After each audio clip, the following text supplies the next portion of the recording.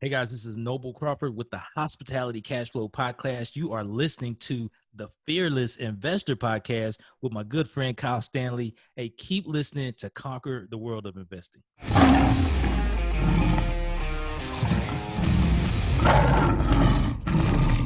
Welcome into the Fearless Investor Podcast, everyone. You are in for a serious treat today. We've got Noble Crawford, the host of the Hospitality Cash Flow Podcast.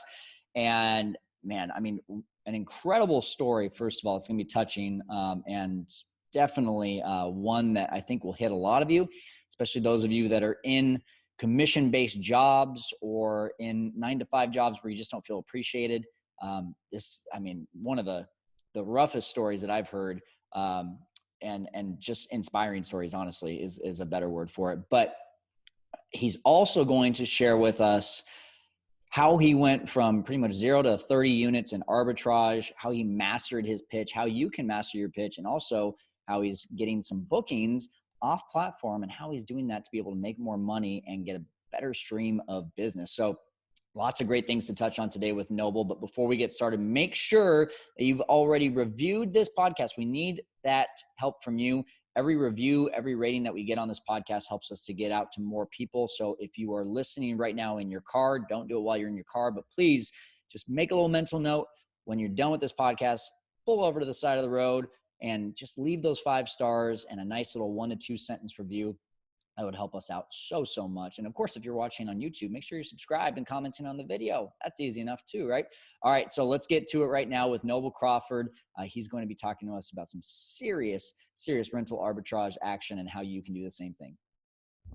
Hey guys, welcome into the show. And before we get to our guest, Noble Crawford, I do want to ask you, can you really make money in Airbnb? Well, as you'll see today in this episode, that's exactly what we're talking about. The answer is definitely yes. And I'll tell you that it is the real deal and you really can do this business, especially without even owning a property.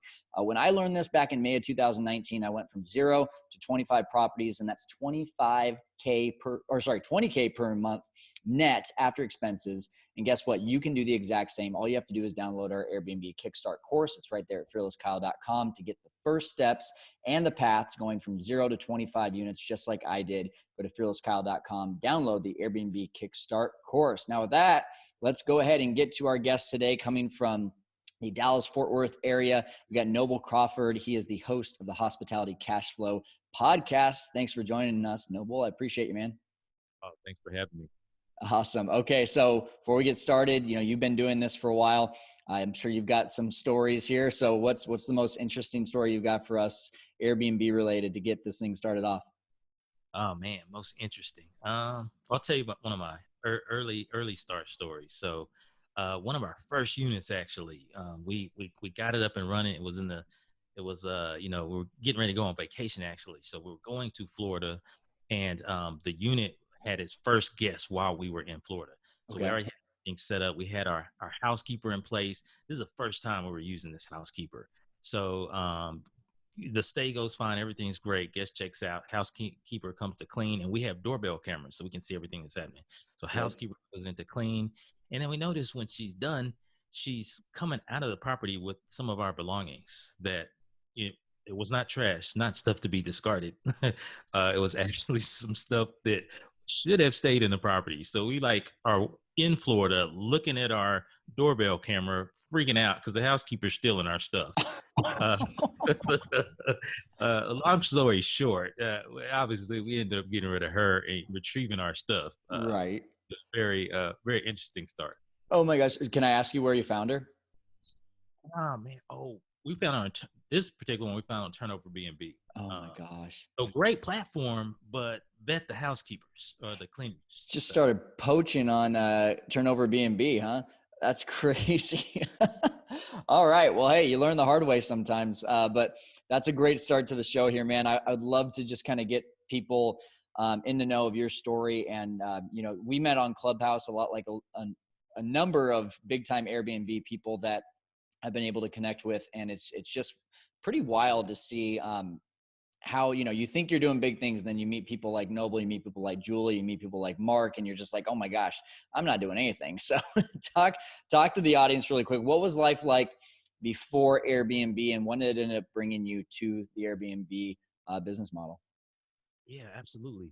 So my background is actually in technology and hospitality, and so I first got into the hospitality space in my early 20s, and I was working in a hotel, and I was part of the conference division, and then there was an opening that came available in what's called audiovisual, especially the event space, the live event space, and so I jumped into that, which is the technology, large live event side, and and I love that field and kind of grew in that space over 20 years. Long story short, I ended up in a sales position. Is my last W-2 job that I had, and during that time, my wife was diagnosed with a brain tumor, Oh my and so gosh. um, and so she had the surgery and everything, and while in the surgery went well and everything, but then in the post operation at ICU, she actually flatlined in the ICU, and Oh she my was gone gosh. for like 3 or 4 minutes, and then of course they ended up resuscitating her, thankfully, and turns out she was allergic to morphine, so they put on a morphine drip after the brain surgery, and it was causing her organs to shut down. Oh my And so gosh. they brought her back. So then I was in a position where after that surgery, because it was so serious, she had to relearn things. So she had to learn how to walk again, learn how to use some of her motor functions, and bring the fork to her mouth and things like that. And so I stayed home from work for a period of time because I had to make a choice between go to work and try to keep earning some money, or stay home and take care of my wife. And so I opted to take care of my wife. Mm, So I missed some time at work, and I'm in sales, so highly commission based sales. right, right. So when I returned to work, I was pulled into a company wide sales meeting, or a nationwide company wide sales meeting, and I got berated in this meeting for having dismal sales numbers, and everybody knew what I was doing, but the company CEO chose to put me on blast that my numbers were terrible, and Oh, so I made a decision at that point, like I am not going to be in this situation again. So a couple of more years, I ended up doing some really significant, 7-figure jobs that landed me large commissions, and I cashed out of that position, and I started a marketing agency. And I still have that today. But in 2017, we were introduced to this opportunity with short-term rentals, and so the marketing agency is great. It's a great business model, but it's very much still hands-on, day-to-day meeting metrics and KPIs and all kind of marketing sure. terminology. Very active. This, if you do it right, you can scale it to where you're working an hour or two a day in your business. Yeah. And so that appealed to me, and we dove right in. The rest is history, as they say. Wow. So first of all, your wife is good today. She's full health.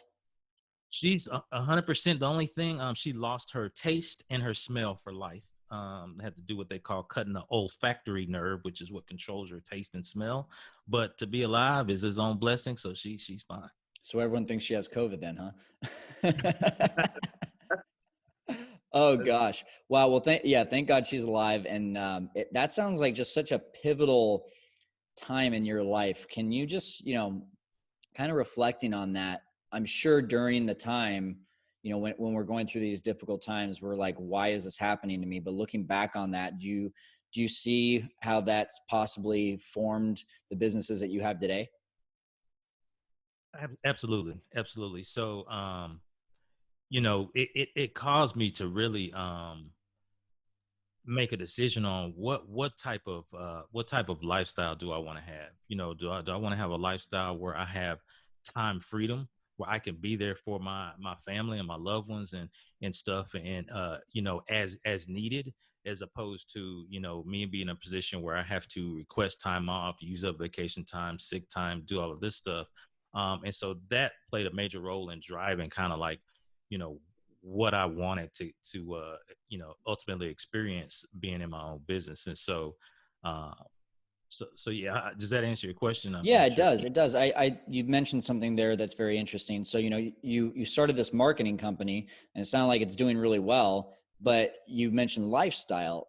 Was that the main reason why you decided to say yes to Airbnb? Because you said a little bit earlier that marketing agency is a little bit more active where this is more passive. So was that one of the big reasons? Yes, absolutely. So when we were introduced to the opportunity by some friends out in California, they were doing this business and they weren't working very much in it, but the cash flow was, quite significant. And so that appealed to us at the time, and we were like, we need to learn more about this. And then once we were up to speed on kind of how the business model works and the operations and the automation and things like that, we were all in. That's awesome. So obviously Airbnb has a few different business models. We got the ownership, we got arbitrage and co-hosting. What were you introduced to that set your fire? Yeah, so we from the very beginning we were introduced to the rental arbitrage model. We actually wasn't even aware of the other models that existed. So we were laser focused on rental arbitrage from the onset, and that's still where we play today. That's great. Okay. And talk to me about just how quickly did you come out of the gates, and how many deals did you have, your first year? Just talk about a little bit of the beginning stages of your business. Absolutely. So, once we just said, hey, this is what we're going to do, we came right back to Texas, dove right in, picked up our first few properties, just like the one I explained in the story. And then the challenge that we quickly ran into, which I think is the case for a lot of people who are just getting started, because with rental arbitrage, at least for us, we're dealing in a multifamily space. So we were going and looking to talk to property management companies, landlords, owner operators, things like that. And so the problem that we ran into initially was that, we didn't understand how to have those conversations to get the yes from the property management company. And so we were hitting brick walls. We were getting a number of no's, and it was a little frustrating because we're like, okay, what are we doing? We didn't have the script, right? We didn't have it dialed in yet. But once we understood what the pain points were of those property management companies, of those landlords, of those owner operators, we were able to craft the benefit of our business model to meet the needs of their pain points. And Yes. when you can Good. do that, that's a game changer, because that changes the conversation, and it Absolutely. enables you to begin to get your foot in the door. Absolutely. So when did you feel like was that moment when you were like, okay, we've got this. We got the pitch figured out. And so when was that moment? And then how quickly were you able to move after that moment? So honestly, that probably took us 3.5 to 4 months to really get it dialed in. We landed uh, a small kind of a unit with an eight within an 8 unit building. That's kind of more of an owner operator. And so, you know, we did find that kind of driving for a dollar, so to speak, and going out and look for those for rent, for lease signs in these Mhm. small buildings was an easier point of entry. And so we did that. We connected. I didn't talk about this, but another thing that I was intentional about is going to real estate conferences, because I Great. knew that that's where Nice. these people hung out. And so I met some connections at real estate conferences. We developed a relationship, and then we were able to obtain some properties that way. And Good. then once we had that experience and we were able to, go to these larger communities and say, hey, this is what we do. This is the experience we have. These are the references that we have. Then it was up and to the right? We were off to the races. And I would say it probably took us about a year and a half to really kind of be at full tilt. And in 2019 is where we kind of hit that 2 to 3 dozen point where we got up to like 24 and then 30. And then it kind of took off from there. That's awesome. So good. So good. So there's a few different questions I have. I think what I wanted to pause one moment for is you mentioned, these objections, and you got really good at talking to the pain points. Don't share all of them, but what's like the number one, number two major pain points that you would come across, or even objections that you would come across with these landlords? Yeah, so I'll give you a few of them. So right off the gate, they want to know, who are you, and why should I let you operate this business model in my Sure. property? Sure. Right? Because their core business is taking care of their long-term tenants. So, why should I allow you in here? And then the next thing is who are the guests that you're going to be allowing into my property? And are they going to be disruptive? Right? Because again, they have to look out for number one, which is their long-term tenant base. Right. And then another one is that they want to understand, you know, what happens, or they want to know, how are you vetting your guests? So that's a pain point, right? So who are they and how are you vetting them? And then are you going to be a burden on my staff, right? Mm. Because they much prefer when you're able to go in and take care of like light maintenance and stuff, and your guests are not calling the leasing office asking questions. All of that is contained in house under your brand. And so different things like that, and I could go down a laundry list of pain points, but those are some of the core ones. Yeah, I think this is a good reason too. That whenever I talk about it, it's about building up your Airbnb resume, right? You know, you've got to be able to show these landlords when they ask, "Who are you? Why should I rent out to you?" You got to be able to either get that first landlord who's willing to take a risk on you, or you've got to be able to build up some sort of reviews, superhost status, references, whatever it is, to be able to show people, hey, even though you don't know me, here's the people that do know me, and here's what they say about me, or here's what our business is all about. So I think that in itself is a good learning point. But you mentioned a question there that I think a lot of people are going to get, and that is, how in the world do you know these people are going to take care of my property? How are you vetting them out? So what does that answer look like to you when a landlord asks that question? So great question.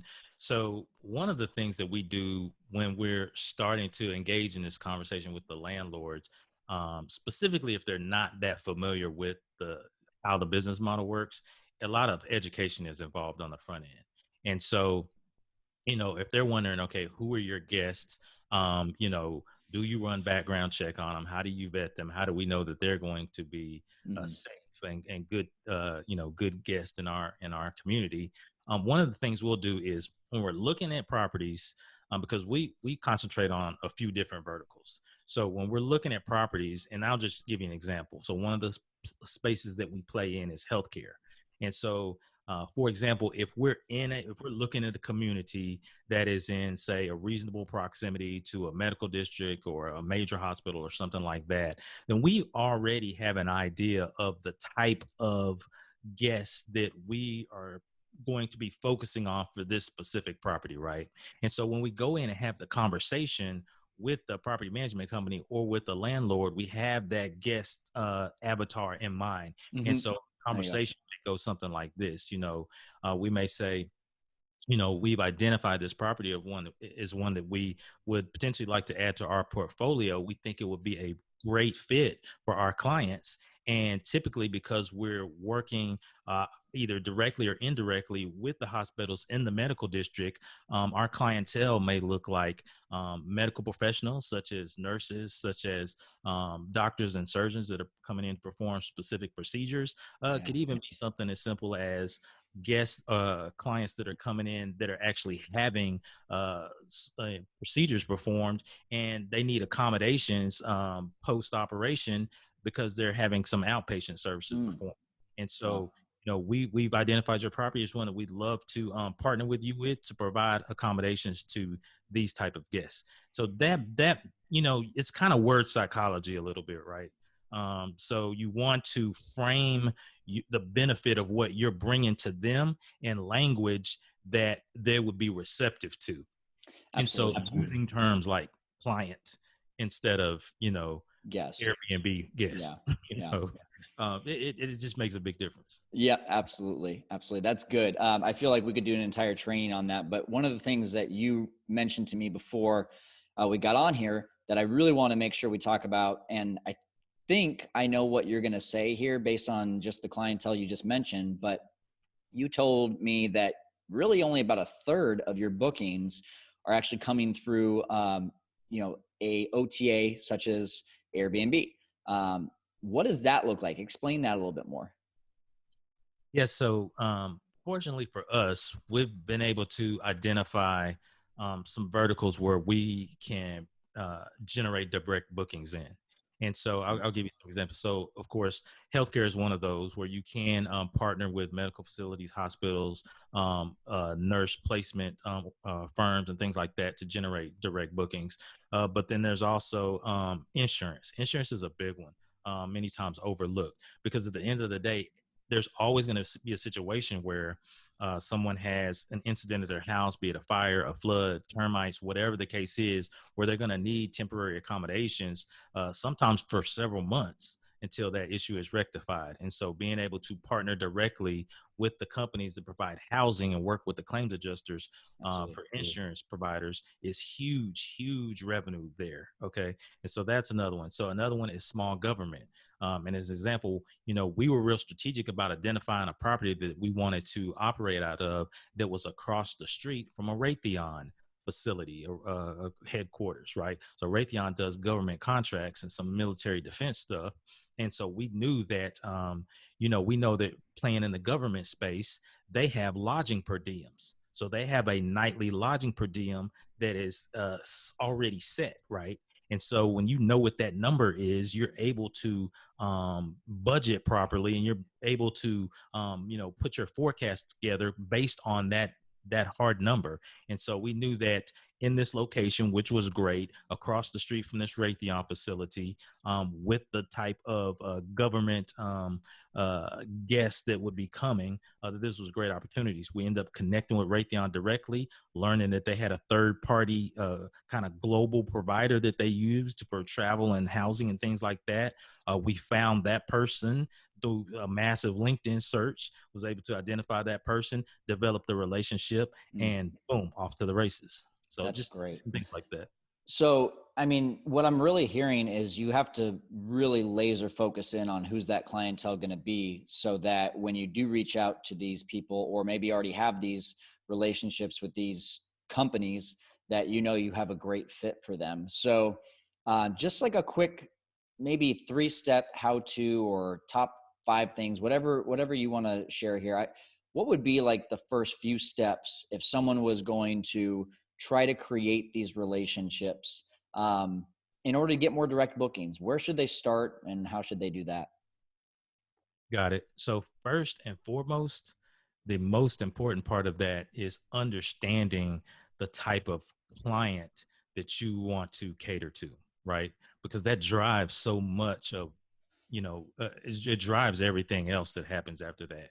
So if you understand that you want to work with medical professionals, or if you understand that you want to work, with insurance companies, then that's going to dictate next who you need to contact, who you need to reach out to. So, pick the client that you want to work with, which determines or dictates who you need to reach out to and have that conversation with. And then that also helps you determine which locations are going to work best for this specific demographic. So your customer avatar first, your partner client second, and then your and then your location third. Awesome. And when you put all of those together, and sometimes it doesn't always happen in that order, but when you put all 3 of those together, it has a massive impact on how you can create direct bookings. That's awesome. Is there any specific advice that you have for how to find, these people? If I think about nurses, the first thing that comes to mind is, oh, just call the hospital. But I've done that myself, and a lot of them are like, I don't know which department I'm going to refer you to. So, is there a little streamlined advice that you have on where to be able to go to find those relationships for, call it, hospitals, insurance companies, anything like that? Yeah, so great question. One of the methods that we kind of work with our one-on-one students with is, when you're going through that, we put them through an exercise where they're trying to, determine their guest avatar, basically. And so if one of those, to your example, one of those is, traveling nurses, for example, and you want to know specifically like how that process works, how do traveling nurses book those reservations, where do they get their referrals from, this and that. We actually do an exercise with our students where we have them contact a traveling nurse, right, to ask those very questions. Very nice. Because if we're starting with the guest avatar or the guest profile, and we want to cater, to that particular demographic, then it's important that you have an intimate knowledge of how to attract this person, Right. what their needs are, which, like I said, drives everything else. And so I would recommend, so Clubhouse is great. LinkedIn's great. Facebook groups are awesome. Start there, because there are Facebook groups for traveling nurses. Yep. There's a new Clubhouse room for this very thing. And so I would start with asking your ideal guest directly, to get a lot of those answers, and then plugging in with some of these online platforms and forums as well. Man, that's so good. I think you said it right on the head. And I honestly have not even thought about that, is just go straight to the avatar and ask them what in the world they're looking for and how we can find more of them. That's so good. All right, Noble. Hey, you have just provided so much value today. You got an incredible story. I appreciate you sharing it today. You've also got some education and opportunities to help students as well, especially something new and exciting. So platform is yours right now. What can you tell me about that? Absolutely. Well, I appreciate it, Kyle. I know we have talked about doing this podcast for a little bit, so I'm super excited that you had me on. But folks can reach out to me and listen to my podcast, which is the Hospitality Cash Flow. You can always start there. We try to put out content weekly there for free, and then also I offer a one-on-one mentoring. And so, I'll be honest, that comes at a little bit of a price tag attached to it, but that's just because of the nature of it. But I'm also getting ready to start a group coaching program in like mid-April. And so that'll be a great opportunity for folks to tap in and really kind of be a part of a bigger community. And whether they're getting started or looking to scale, folks will be able to tap in with me there, and I'll certainly provide you with the link where they can get access to that if you want to put in the show notes or anything like that. So yeah, That's perfect. Yeah, we'll throw it right into the show notes there. Noble, thanks so much, man. Is there any last words that you have before we log off here? not really. I mean, hey, brother, I just appreciate you having me on. I appreciate the information that you are putting out. Just massive amount of valuable information that you're putting out on your podcast and to your listeners. So I would, encourage people to, to tap into your podcast, and learn for free, because that's what it's all about. It's us helping each other. So I appreciate the opportunity. Perfect. Hey, Noble Crawford, thanks so much for being on today and helping our audience to conquer the world of Airbnb. I appreciate you, man. Thank you. Show notes for this one, we're going to go fearlesskyle.com/hospitality cash flow. And that is, again, the name of Noble's podcast. And guys, what I love here is if you connect more with Noble, I have a course, I have a Facebook group, I have all these different things. But if you connect more with Noble, I want you to go and I want you to use Noble's coaching, either the one-on-one mentorship, that group coaching that he's got coming up. Those are great opportunities. I care more about you coming here and learning and then getting the resources to be successful. If I am the door that you get to open up a little bit and get that foot in the door to be able to open up this amazing world to Airbnb and create a new lifestyle for you and your family, that's more important to me than just getting a sale on my course. So I really encourage you to listen to Noble's podcast. I encourage you to keep on tuning in. As you know, we're just bringing on some juggernauts right now when it comes to Airbnb. And a lot of these people that I'm meeting are through relationships, through Clubhouse, and through just putting more content out there. So to me, just keep on tuning in here and you're going to just get amazing value from just complete monsters in these businesses that were, especially with Airbnb. So thanks again for joining us today on the Fearless Investor Podcast. We're helping you to conquer the world of investing. We will see you next time.